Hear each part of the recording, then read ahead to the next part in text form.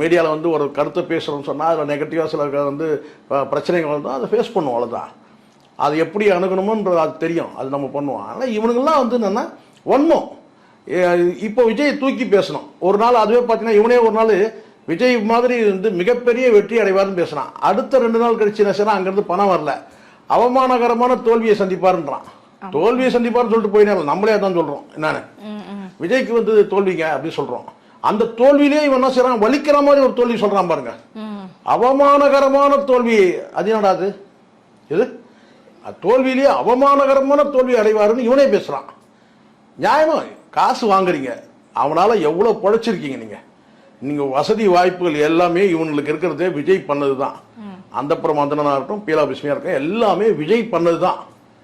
அவ்வளோ வசதியாக அவ்வளோ வாய்ப்புகளை நீங்கள் எல்லாம் பயன்படுத்திக்கிட்டு கூச்சமே இல்லாமல் விஜய் அவமானகரமான தோல்வி அடைவார், தோல்வின்னு சொல்லிட்டு போயேண்டா, அது என்னன்னா அவமானகரமான தோல்வி அடைவார்னு பேசுகிறான்.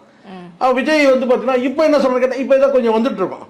பிளாக்மெயில் பண்ணி தான்மா விஜய் கிட்ட இருந்து இவனுக்கு பிழைக்கிறது, இல்லைன்னா இல்லாத கதையெல்லாம் பேசுவானுங்க.